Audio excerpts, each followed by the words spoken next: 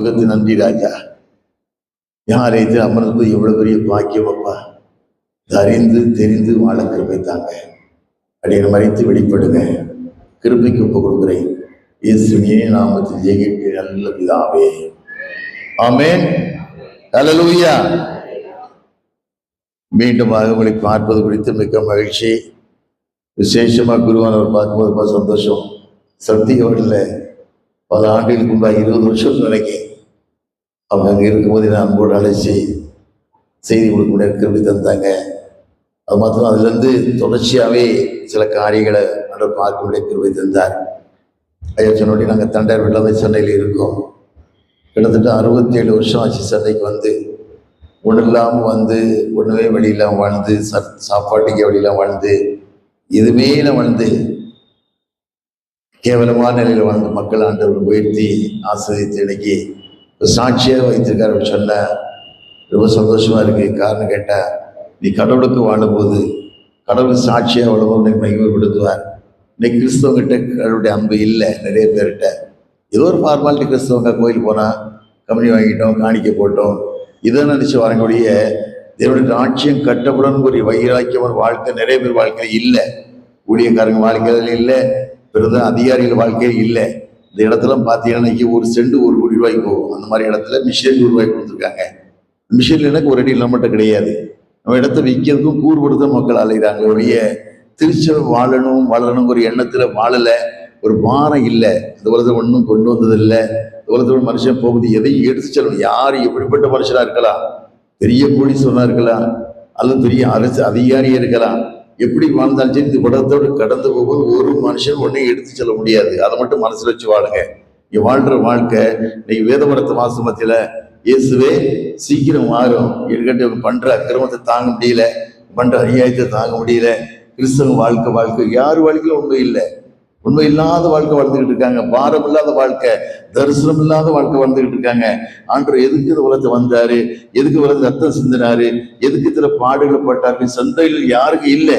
அந்த வாரம் மனுஷத்து வேணும் அப்படின்னு சொன்னார்ல.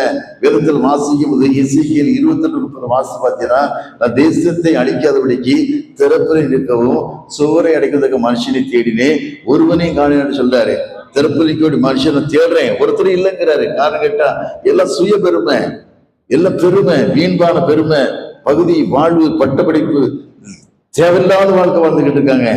ஆனா அன்னைக்கு மக்கள் ஒரு கூட்ட மக்கள் ஆண்டு தேடுறாங்க.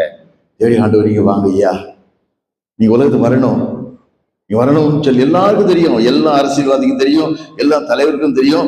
இயேசுதான் ரட்சகர் என்பது உலகத்துக்கு எல்லாருக்கும் தெரியும்.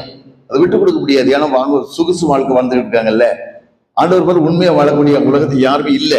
வேதத்தில் வாசி பார்த்தீங்கன்னா யோவான் 8:46 வாசியனா, என்கிட்ட பாவம் யாரும் குற்றப்படுத்தணும் கேட்ட ஒரே அவதாரம் இயேசு மாத்திரம்தான். யாரும் கேட்கல, ஆண்டவர் மாத்திரம் கலந்தாரு. உலகம் சுற்றி திருந்த நாட்கள் எல்லாமே நன்மை சிறரை சுற்றி திருந்தார். திரளான ஜனங்களை கொண்டது மனது உருகினார். திரளான ஜனங்களும் கண்ணீர் விட்டு அழுதார். எத்தனையோ மக்கள் பார்க்காங்க, ஆண்டவர் பார்க்காங்க, நினைச்சு பார்க்காங்க.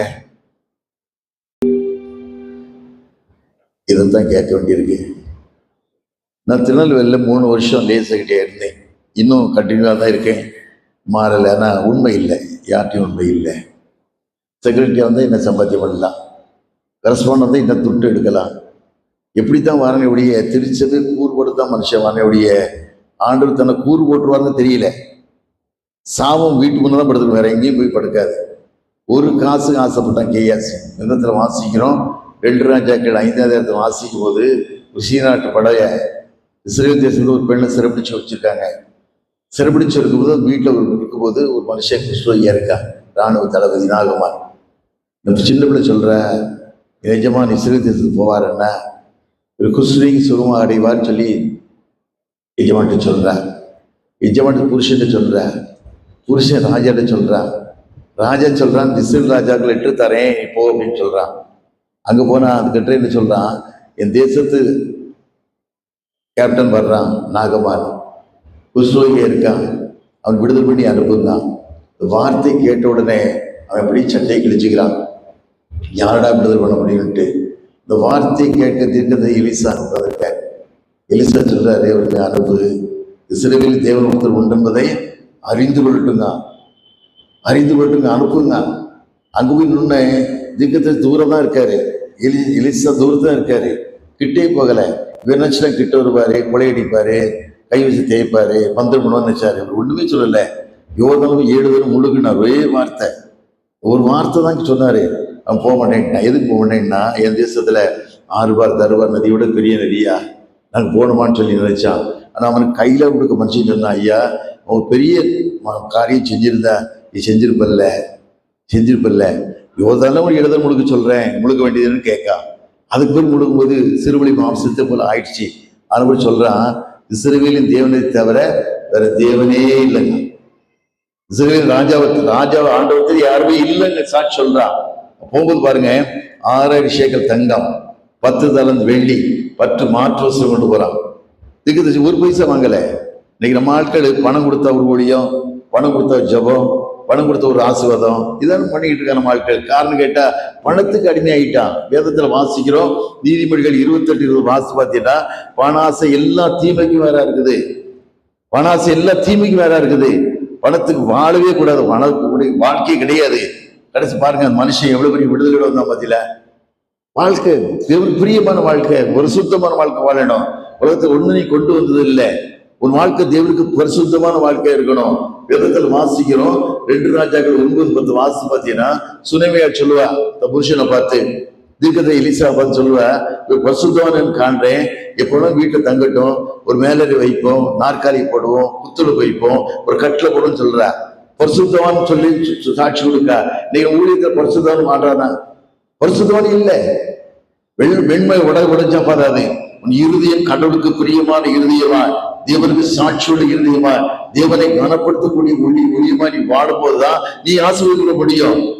மாய்மான ஊழியம் ஆண்டு சொல்லுவாரு, பொல்லாதவனை அகன்று போ, நீ அறிய சொல்லுவார். ஒரு முடியாது.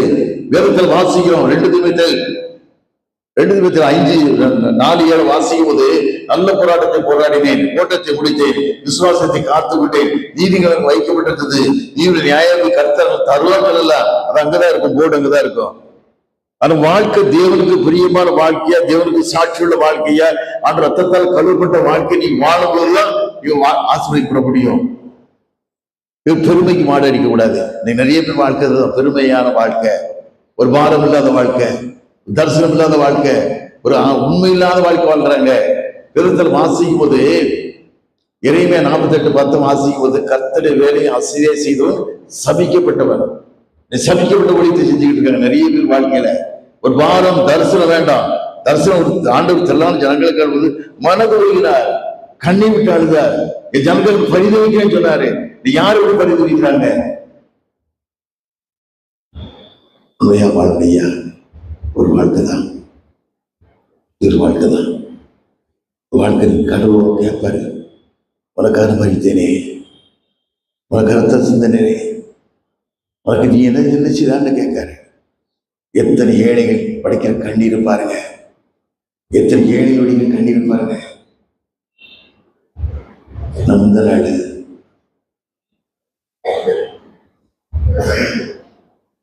திருமணத்துக்கு பிறகு திருநெல்வேலிக்கு திருமணம் பண்ணி வெளியே வரும்போது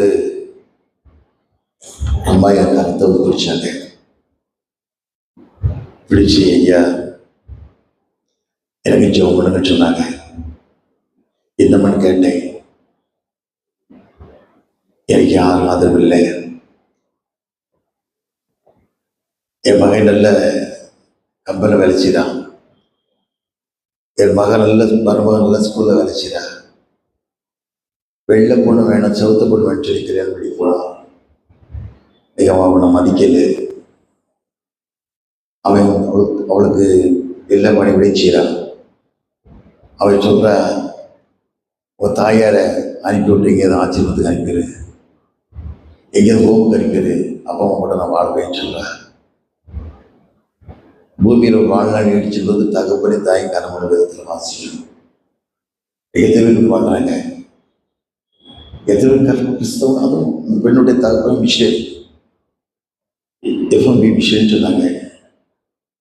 நம்ம பாருங்க, வேதத்தில் வாசிக்கும் லூக்கா 10 கடைசி வாசிக்கும் போது, மரியாள் தன்னுடைய ஈடுபட நல்லவங்க வாழ்க்கை தெரிந்தோட தாய். அந்த கண்ணீரை பார்த்தேன். கிறிஸ்தவங்க வாழ்கிறாங்க, கிறிஸ்தவங்க வாழ்றதில்லை. திருமணத்தில் அழகான வாக்குறுதி கொடுக்காங்க. சங்கீதம் 128 சொல்றாங்க, கர்த்தருக்கு பயந்து வழிநடக்கும் பாக்கியவான், உன் கைகளை பிரயாசத்தை சாப்பிடுவாய், உனக்கு பாக்கியம் நன்மை உண்டாயிருக்கும். உன் மனைவி வீட்டிலும் கணிதம் திராட்சை செடியை போலவும் பிள்ளைகள் பந்தய செடி ஒரே ஒரு கல்வனை போல இருப்பாங்க. கர்த்தருக்கு பயப்பட விதமாய் ஆஸ்வதிக்கப்படுவார். கர்த்தர் சீயோன்னு ஆஸ்வதிப்பார். ஜீவனோட நாளெல்லாம் எரிசல் மாண்பினி காண்பாய். பிள்ளைகளின் பிள்ளை எரிசல் சமாதானத்தை அழகாக கொடுக்காங்க. கிறிஸ்தவ கல்யாணம் 95% டைவர்ஸ் இன்னைக்கு கோர்ட்டில் நடக்குது. மற்றவங்க பயப்படுறான், மற்றவங்க அஞ்சுறாங்க. எந்த பயம் கிடையாது. கல்யாணத்தை விட்டு 4.5 கிலோ தங்கம் வேணும், மட்டன் பிரியாணி இப்படி இருக்கணும், சிக்கன் 65 இப்படி இருக்கணும், வண்டியை சாப்பிட்றது கொள்வது, இதைத்தான் கரெக்டாக பேசுகிறோடைய. இந்த மகளை எப்படி வளர்க்கணும், மருமகை எப்படி உருவாக்கணும், கடவுளுக்கு பயந்த பிள்ளைகளை இருக்காங்களா, சாட்சியாக இருக்காங்களா, மகிமையாக இருக்கான்னு நினச்சி பார்க்கல. நிறைய பேர் வாழ்க்கை நினைக்கிறது இல்லை. ஏதோ சோட சடக்கச்சாரம்னு வாழ்க்கை. பத்திரிக்கை பெருசாக அடிச்சிட்டோம், பிஷப் வந்துட்டார், மாடேட்டு வந்துட்டாரு, இவ்வளோ பெரிய கோயில் நடத்துகிறோம் அப்படின்னு நினைக்காங்க. அந்த 95% நாகர்கோயிலில் ஒரு போலீஸ் அதிகாரி மகளுக்கு திருமணம் ரொம்ப கிராண்டாக நடந்தது. திருமணம் அண்ணே இந்த பெண்ணு தான் உடலை செய்யும் சொல்லி கணவன்கிட்ட சாதனை பண்ணிட்டார். எனக்கு உடல்ல சரியில்லை, நம்மளுக்கு தனி சொந்தம் இன்னைக்கு தான் சொல்லிட்டேன். உடனே வீட்டுக்கு போயிட்டு நம்ம அந்த மருந்து சாப்பிட்டு போயிட்டேன். 3ஆம் நாள் பைக்கியோடு சொல்லுது எனக்கு டைவர்ஸ்.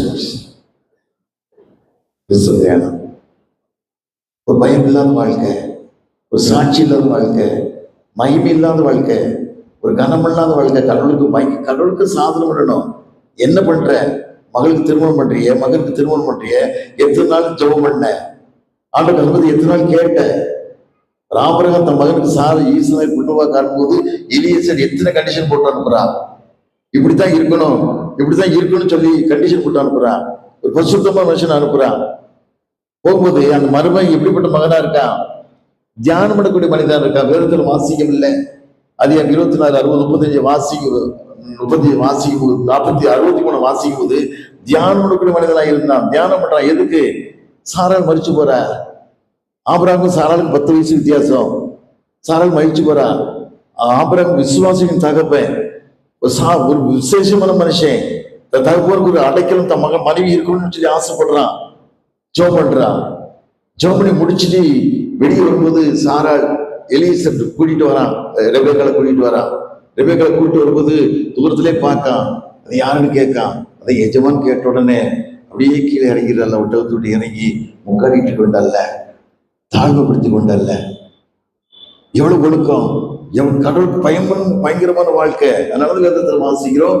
ஏசாயா 22:26 வாசிக்கும் போது, ஈசாக்கு தேசத்தினை விதவை வைத்தான், கர்த்தர் ஆசீர்வதித்தார், 100 வருடம் பலம் பெற்றான். கிறிஸ்தவ வாழ்க்கை சாதாரண வாழ்க்கை இல்லையா? ஒரு பயம் நிறைஞ்ச வாழ்க்கை, கடவுள் மகிமை செலுத்தக்கூடிய வாழ்க்கை. அது பரிசுத்தரையா, நான் பரிசுத்தரா, நீங்களும் பரிசுத்தராயின்னு சொன்னார்ல, அதுதான் தெரிஞ்சுக்கிட்டேங்காரு. வேதத்துல வாசியம் இல்லை. யோவான் 15:16 வாசியம், நீங்கள் இனி தெரிந்து கொள்ளவில்லை, நாங்களும் தெரிந்து கொண்டேங்க. தெரிந்து கொண்ட கடவுள் எப்படி மகிமையா வாழணும், எப்படி பரிசுத்தம் வாழணும், அந்த வாழ்க்கைக்கு நம்ம ஒப்பு கொடுத்து வாழணும். சாதாரண வாழ்க்கை இல்லை.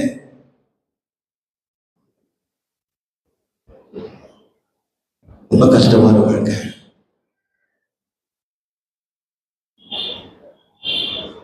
வால்பாறைக்கு போயிருந்தேன். ஆட்கள் மகளை கொண்டு உட்கார வச்சுக்காங்க. பயங்கர வீக்கம், 4 ஸ்டேஜ் கேன்சர், 3 பிள்ளைகள். புருஷன் விட்டு போயிட்டான். இவன் மனைவியால் வாழ்க்கை இல்லை, சந்தோஷமா வாழ முடியாது, எப்படியாவது உலகத்தில் வாழ்ந்துக்கலாம் அனுப்பிச்சு போயிட்டான். 3 பிள்ளைகள் நிலைமை என்ன, இந்த மனைவியுடைய நிலைமை என்ன? 2 ஒரு சரீரம் தானே. திருமணம் பண்ணி எவ்வளவு ஒப்புதல் பண்றாங்க. நான் நினைச்சு பார்த்தேன், இசைக்கிய ராஜாவுக்கு கேன்சர். இசைக்கிய ராஜாவுக்கு தாவீதுக்கு பிறகு அவர் தான் நல்ல ராஜாவா வாழ்ந்தார். 25 வருஷத்துல 25 வயசுல ராட்சாட்சி ஏற்காரு. 29 வருஷம் அரசாட்சி பண்றார். அவருக்கு குழந்தை இல்லை. ஆண்டவர் தாவீதுக்கு ஒரு வாக்கு கொடுத்தாரு, உனக்கு விளக்க நான் கட்டளையிடுவேன்றாங்க. ஏன்னா தாவீது தேவனுக்கு பிரியமான மனுஷனா, தேவனுக்கு சாட்சியுள்ள மனுஷனா வந்தால் ஒரு சாட்சி ஒரு காரியம் இருக்கு. அடுத்து எசேக்கியா ராஜாவுக்கு கேன்சர். ஆண்டு தீர்க்கதரிசியை ஏசாயா அனுப்புறாரு. அனுப்பி என் தாசனை எசேக்கியாட்ட சொல்லு, வீட்டு காரியத்தை ஒழுங்குபடுத்தடா, நீ சாக போற அவன் சொல்லுங்கிறாரு. ஏசாயா தீர்க்கதரிசி வந்து இப்படி சொல்றாரு, உன் வீட்டு காரியத்தை ஒழுங்குபடுத்தி சாக போறேன் அப்படின்னு சொல்லிட்டு வெளியே போகலை, கேட்டுக்கு தான் நின்றுருப்பாரு. இந்த வார்த்தை கேட்ட உடனே எசேக்கியா அழுகுறான், கண்ணீருக்கு அழுகிறான். 2 ராஜாக்கள் 25 பார்த்தீங்கன்னா அவர் சொல்லுவார், ஒரு கண்ணத்தை கொண்டு கண்ணீரை கண்டேன், விண்ணப்பத்தை கேட்டேன். ஒரு 15 வருஷம் கொடுக்க போவாங்க. 15 வருஷம். அதுதான் அப்படி கேட்ட ஒரே காரியம், ஆண்டவரே அந்த குழந்தை கொஞ்சம் பெருசானா புருஷன் கைவிட்டான், அவ்வளோதான். மாற்றமாக அப்படித்தான் வாழ்வான் மனுஷன், அப்படித்தான் வாழ்வான். நல்லா இருக்க வரைக்கும் நீ அழகு, தங்கம், நீ கோல்டு மெடல் அப்படின்லாம் சொல்லுவான். கொஞ்சம் சீரழிஞ்சு போன உடனே இதுதான் உலகம். இசைகராஜுக்கு கொடுத்துருந்ததில் கொடுப்பான்னு கேட்டேன். இன்னைக்கு ஆண்டவரை கண்டு கேட்கும்போது 18 வருஷமா ஒரு மனுஷ கூனியே இருக்கா. 38 வருஷம் ஒரு பிரதஸ்தா குழந்தை படுத்திருக்காங்க. யோவான் 5 வாசிக்கும் போது பார்த்தீங்கன்னா இயேசு ஆட்டு வசனம் 5 ஒரு மண்டபம் இருக்குது, தேவாலயம் ஒரு மண்டபம் இருக்குது, 5 மண்டபம் இருக்குது, ஒரு குளம் இருக்குது. ஒரு மனுஷன் 38 வருஷம் படுத்திருக்கா. உலகம் எப்போ கலங்கும், உலகம் கலங்கும்போது யார் முதலாவது இறங்குகிறானோ எப்படிப்பட்ட வியாதிகளும் சுகமாகிடுறான், அதுக்கு படுத்திருக்கான். ஆண்டவர் 33 வருஷத்துக்கு கூடியதுக்கு வர்றாரு. ஆண்டவர் பிறக்கிறதுக்கு முன்னாடி 4 வருஷத்துக்கு முன்னே கொடுத்துருக்காங்க. வந்து சுகமாக விரும்புகிறான்னு கேட்க ஆண்டவர் நான் இது தனியாக விரும்புகிறேன், இதையாக படுத்துருக்கேங்க. படுக்கை எடுத்துக்கணும் வேண்டான்னு சொல்கிறார்ல, எடுத்து நடந்தால. காரணம் கேட்டால் ஆண்டு சொன்ன நடக்கும்.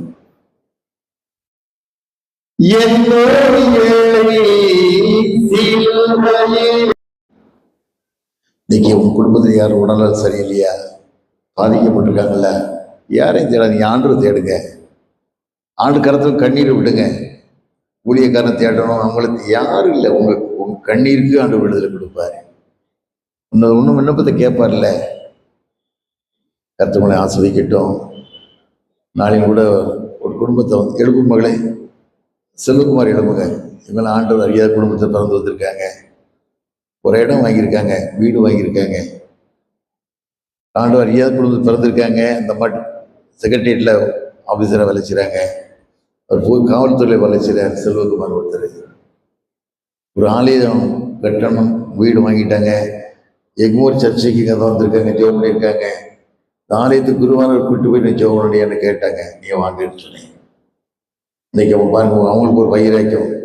கடவுளை தான் ஆஸ்வதிக்க முடியும், வேதத்தில் யாரும் ஆஸ்வதிக்க முடியாது. வேதத்தில் வாசிக்கும் நீதிமொழிகள் 10:28 வாசிக்கும் போது கர்த்தரின் ஆஸ்வாதமே ஐஸ்வர்யம் தரும், வேதனை கூட்டாது. ஒரு வேதனை இல்லாத வாழ்க்கை வேணும்னு சொன்ன ஆண்டவர் தன் நம்பிக்கையில் வந்திருக்காங்க. அதுபோல் நம்புங்க. ஒரு வாழ்க்கை தான், ஒரு வாழ்க்கை தான், ஒன்றும் இல்லை, ஒன்றும் கொண்டு போகிறது இல்லை. ஒரு வாழ்க்கை கடவுளுக்கு என்ன செய்ய போறீங்க?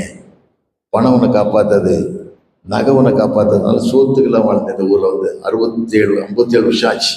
ஒன்றுக்குமே இல்லாமல் வந்து செருப்பு இல்லாமல் சோத்துக்கு இல்லாமல் வாழ்ந்து செத்த நாயிலும் கேரம் வாழ்ந்து இன்னைக்கு ஆண்டு எவ்வளோ உயர்த்துறாரு பாருங்க. வேதத்தில் வாசியம் இல்லை. ஆதியம் 24:35 எலியேசு சொல்லுவான் லாபான் வீட்டில் போய், எஜமான் செல்வ சீமானா இருந்தாருமா, அந்த மாதிரி ஆண்டு எடுத்திருக்காரு. அப்படி உங்களை ஆஸ்வதிப்பாரு. பணம் ஒருத்த வாழ வைக்காது. நீ கொடுக்குற ஆசிர்வாதம் என்னன்னு கேட்டால் கடவுளுக்கு மகிமையா ஊழியங்கள், நீ ஜெபம் பண்ணி எத்தனை மக்கள் கடவுளை கொண்டு வரீங்க, அதுதான் அவன்கிட்ட கேட்பாரு. பணம் சம்பாத்தியம், சொத்து, வீடு, ஃப்ளாட் ஒன்றும் நிற்காது கிட்ட. எவ்வளவோ சம்பாத்தியம் பண்ணி ஒருத்தர் நிற்கல, யாரும் இல்லை, போயிட்டாங்க. நீ இருக்க இடமே தெரியல. ஆனால் நீ வாழ்கிற வாழ்க்கை தேவனுக்கு பிரியமான வாழ்க்கை. தேவனுக்கு ஆண்டவர் வர போறாரு. வேதத்தில் வாசியம் இல்லை, எல்லா அடையாளம் நிறைவேறி வருது. வேதத்தில் வாசிக்கும் போது அப்போஸ்தலர் 1:11 வாசி பார்த்தீங்கன்னா ஆண்டவர் பரலோகத்துக்கு எடுத்து போறாரு. எல்லாரும் வானத்தை அண்ணாந்து பார்த்துட்டு இருக்காங்க, எல்லாரும் பார்த்துட்டு இருக்காங்க. 2 தூதர் சொல்றாங்க, கல்லிய மனுஷரே ஏன் வானத்தை அண்ணாந்து பார்க்கிங்க, உங்கள் கண்களுக்கு முன்னாடி எப்படி பரலோகத்துக்கு எழுந்தள்ளி போறாரோ அப்படியே திரும்ப வருவார். வானங்கள் இந்த ஒலிமலை நிற்கும். அது நிற்கும் போது மாத்திரமல்ல, அவன் இறங்கி வரும்போது கிழக்கு வாசல் பூட்டியே இருக்குது. கிழக்கு வாசல் திறக்க போகுது, திறக்குன்னு சொல்றாங்க. வார்த்தையை நம்புங்க. இயேசுவே வாங்க ஐயா, நீங்க வாங்க, அரசாட்சி பண்ணுங்க, ராஜ்யத்துக்கு மகிமையான வர கிருபை தாங்க. குடும்பமுக்குள்ள ஆஸ்வதிக்கப்படணும், என் பிள்ளைகள் ஆஸ்வதிக்கப்படணும், என் கணவர் ஆஸ்வதிக்கப்படணும். பொருளாத குடியிலிருந்து எத்தனையோ குடும்பங்களை சீரழிதை பார்க்கிறோம், வேதனைப்படுற பார்க்கிறோம். விடுதலை பெறணும். விடுதலை தான் கேட்கலாமா? ஜோமல்லவா, ஜோமல்லவா. நல்ல தகப்பனே, காலை விளைக்க நன்றி ராஜா. இது வரப்போகிறப்பா, அந்த விசுவாசத்தோடு வாழ்ந்து கொண்டிருக்கோம் சாமி. உங்களுடைய ரத்தத்தையும் சரியத்தை உட்கொள்ள போறோம்ப்பா. அதை கொண்டு போய் போல மாறக்க வைத்தாங்க. குருவானவரை பலப்படுத்துங்க. சரீர பலவீனங்கள் எல்லாவற்றையும் எடுத்துக்கொள்ளுங்க. இப்பொழுது உன்னை கைவிட்டேன், உருக்கமான இலக்கெல்லாம் சேர்த்தோடு வார்த்தைப்படி புது பலிவோடு வாழக்க வைத்தாங்க. திருச்சபை செயலாளர், பொருளாளர், கமிட்டியாக ஒவ்வொருவரையும் காத்துக்கொள்ளுங்க. திருச்சபை பிள்ளைகள் ஒவ்வொருவரையும் ஆஸ்வதிங்க. முதல்ல ஆஸ்வதிக்கோடு சந்ததியை விளங்குக்கிற வைத்தாங்க. என்ன குறைவுகள் இருந்தாலும், என்ன வேதனை இருந்தாலும், மனக்குழப்பம் எதுவாக இருந்தாலும் இந்த மிஷனை எடுத்துக்கொண்டு காத்துக்கொள்ளுங்க. இயேசுவின் நாமத்தில் ஜெயிக்கிறோம் நல்ல பிதாவே. ஆமென்.